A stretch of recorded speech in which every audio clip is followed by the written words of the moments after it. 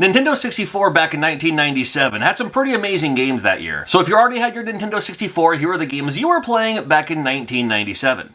We get the new 3D upgraded Mario Kart with Mario Kart 64. Now a lot of people already loved Super Mario Kart, so the fact that we have Mario Kart 64, it made it a must-buy when it first came out. Now the Super Nintendo one did itself as proud as it could with the Mode 7 and all that, but this one you can actually have like, you know, full polygon model buildings and stuff like that. Same concept, same old school idea, just go around the courses, you pick up your items and use them against your enemies or on yourself. And with the addition of the Nintendo 64 being a 4-player console, this also included a 4-player battle option. Now, battle option was always my favorite part of Mario Kart, and the fact that you could do 4 players at the same time, man, it made it awesome. How about Turok Dinosaur Hunter? I know I played a ton of this one. Well, I was loving the fact that I didn't have a computer good enough to run 3D games like this. You know, I had a bunch of friends who were into computers who were playing games like Doom and stuff like that. So this was like one of the first experiences I could play. It also ruined how I play these kind of 3D adventure games for the rest of my life, because you had to use the C buttons to maneuver and then your analog was to look around. So it was kind of flip-flopped of what you do today. I did get used to it finally. It was cool because it had like not only guys but like dinosaurs you had to kill too. Not that that's the fun part, but the fact that, you know, you had dinosaurs who were like, you know, running up on you, chomping on you. You get that first-person view to see, you know, how big they are in real life and stuff like that. Weapon upgrades. I mean, again, for the time it looks archaic, and well, maybe it kind of is, but for the time this was amazing. It was like, you know, playing a fantasy here. If your fantasy is shooting dinosaurs. Blast Core. Now this one was pretty fun. It was fun because you gotta break stuff. You gotta make stuff blow up. What's not fun about that? There's different kinds of missions too, like, you know, the first mission is when you're, you know, this tanker's going through, but you need to destroy and to demolish anything in its way. Yes sir, can do that, no problem. Well, that's what made it kind of fun anyway. There's other little side games you can play on this game too, you know, like just like other destroy things, drive around in different vehicles. And that was kind of the draw to this game too, not just let's drive around and break a bunch of stuff, but you could hop out of your car and then hop into a different car to use that, or not even, sometimes a robot to break the other stuff. And if you get careless, then, well, too late. Blast Core was pretty fun, especially for its time.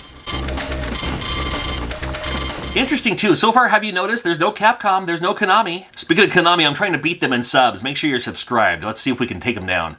Doom 64, it was so cool to see that Nintendo 64 was releasing these games that were previously only on computers. And I wasn't a PC gamer, so it gave me a chance to play these games that I've heard about for so long, or at least a 64 version of it. This game is dark. I don't mean for its, you know, context or anything. I mean, it's literally dark. This game is kind of hard to see sometimes. I remember having to adjust the brightness of my TV to make it so I could at least see a little bit in this game. And Doom 64 was fine. Now, Doom was not the first style of type of game like this, but it certainly was the one I think that kind of took off the fastest, or most, or whatever way you want to put it. Just a first-person shooter, and so many games today still take influence from Doom back in the day. And Doom 64, man, it was its own thing, but still Doom and still fun. And if you're more of a Hexen person, well, no worries, because about a month later or so, they released Hexen on the Nintendo 64. I say it's a little bit like Doom because that's still that first-person perspective, but I love the fact that you have like your kind of spiked iron knuckles and you're just punching these creatures in the face. I mean, still Doom-like where you have like your maze and your catacombs and you're running around and, again, punching creatures in the face. I love that. Star Fox 64 is many people's favorite Star Fox game still today. And this was one that had like a whole cartoon intro and stuff like that too. I was like, you can do this on a Nintendo 64 cartridge? That's insane. There's like full voice and stuff like that. One thing that Star Fox had that some of the other Nintendo IPs didn't have was you had like Mario, who had a couple of catchphrases that he would just kind of say over and over, and it was mostly just like yelps and stuff like that. And then you had Link from Legend of Zelda, who didn't speak at all. In this one, they had full voice and full characterization. It was like playing a cartoon with a decent shooter, not the best shooter of all time, but they made it fun, they made it Nintendo, and it's the reason that people still love Star Fox today. And Star Fox 64, definitely one of the best ones. And to a lot of people, it is the best one. No!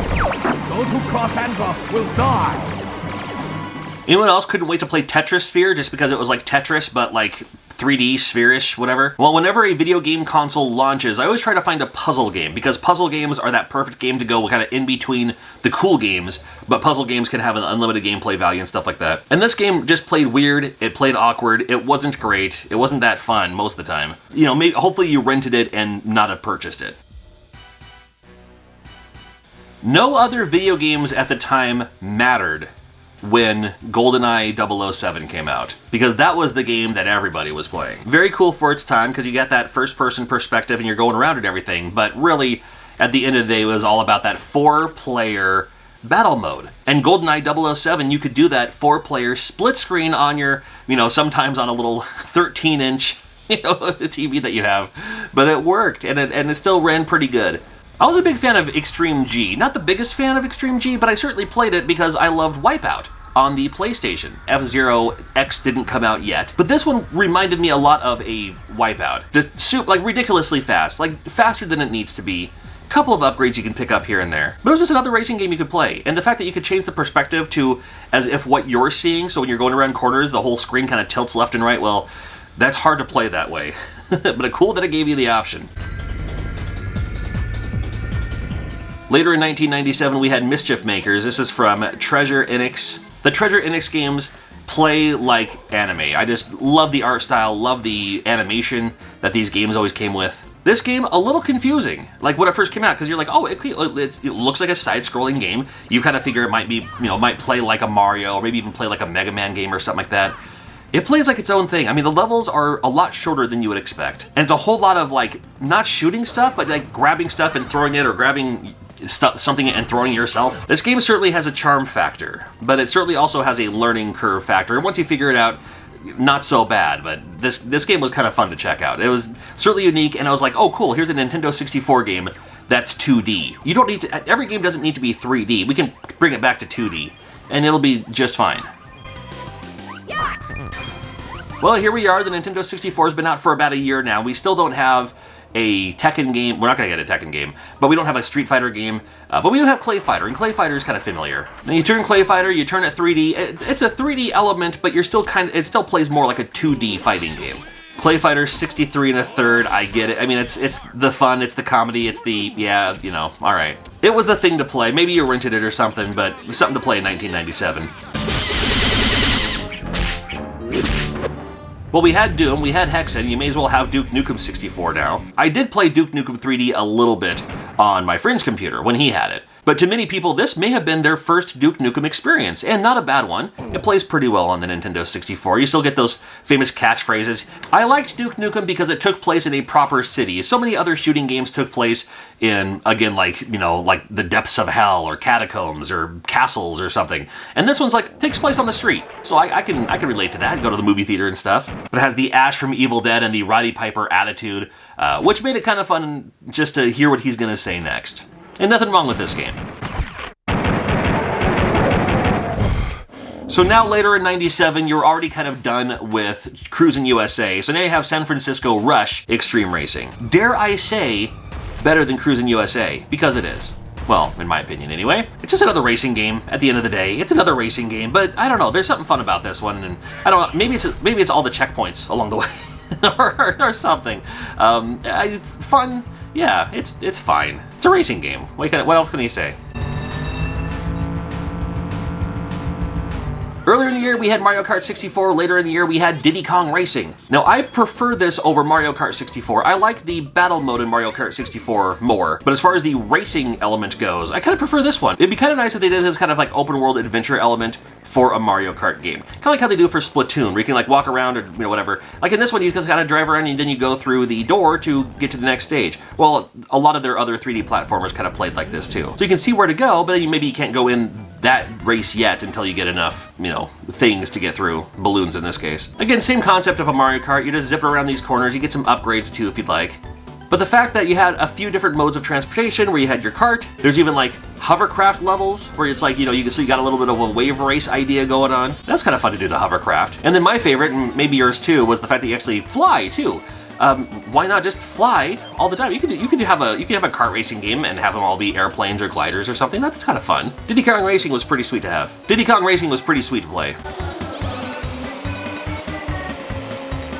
Nothing wrong with remaking a classic and putting it on a 64 here. Bomberman 64 now. And Bomberman games are great because they all stem from that original battle mode. But then they start doing like story modes and stuff like that too. And this one plays a little bit like a 3D, non-platformer, but a 3D game where you can use your bombs to open doors and kill the enemies that are around there. So you still get the Bomberman vibe. But then you have the enemies that are walking around too, and you can flip the camera around too. It's one of the great things about these 3D polygons, is you can flip the camera around so you can actually see what's going on behind the building that you can't usually see yourself. But still, when in doubt, if you grab this game, chances are you used it for the 4-player battle mode. Not exactly like the other Bomberman games, but it still had its own thing going on. And it was still super fun because it was just, you know, old school Bomberman, but in 3D and with the twist and the different levels you could choose from. And again, 4-player simultaneous Bomberman, and you don't even need an extra adapter or anything like that. You gotta love that. WCW vs. NWO World Tour blew my mind. Many people, this was their first Aki engine experience. Now, I played another one that was an import game on the PlayStation before this one, but this was like, okay, cool. We actually have this in America now. And this is 97 WCW, so you got guys like Sting, you got guys like Ric Flair, you got guys like Rey Mysterio, got guys like Retracted, you got guys like Steven Regal. Such a great lineup here. And you got a bunch of NWO guys too, like Hollywood Hogan? Hollywood, okay. And the Versus the World is because this was an import that had like a Japanese lineup as well, like the bootleg Japanese lineup. So you got guys like Atsushi Onita, there's Hayabusa, you know, Abdul the Butcher, stuff like that. Jinsei Shinzaki, you probably know better as Hakushi. And it was an easy to pick up and play game. Unlike a lot of other wrestling games, it was simple style. You got the longer you hold it, the more different moves you can do. You got your attack button, and they all have the same style, so you don't have to like relearn per wrestler. I mean, you have to relearn what moves each one does, but you can pick it up and play as anybody and figure it out pretty quickly. You'll know which buttons attacks, which button grapples, which button runs, whips them to the ropes. And a fun little thing about WCW versus NWO World Tour on the Nintendo 64, if you play versus Rey Mysterio, and you keep doing like a heel type maneuver that will like ruin their face, like you can use Ric Flair's eye rake or something here, you can eventually kind of remove his mask. You can rip his mask so you can see his face. Can't really see it too well. And you can probably do that for the other masked wrestlers in this game too. I've never really tried, but I know I used to do it to Rey Mysterio all the time just because I could. It didn't have the Royal Rumble feature yet in this game, but it was still super, super cool, and it was a great tide over until we got WCW versus NWO Revenge, which would come out the next year. If you're a big fan of No Mercy and stuff like that, it's cool to go back and see where this game was, and you can still play it just fine. I mean, you can figure it out easy. End of the year is here, and we get another Mortal Kombat game. Unfortunately, it's this one. Now, this one isn't as bad as most people make it out to be. Maybe it is, but it's not Mortal Kombat. If you remove the fact that it's not a Mortal Kombat game and have it just be it's a it's a run around beat people up game that uses Mortal Kombat maneuvers, maybe it's not so bad. But I'm sure there was a lot of disappointed kids who got this for Christmas in 1997 and had to just pretend to figure it out. I didn't cover every game, but that was the lot of them anyway. I also covered the games that came out for the Nintendo 64 back in 1996. Check out that video. We'll do 98 coming up. There are some great games that came out in 1998. I can't wait to talk about them.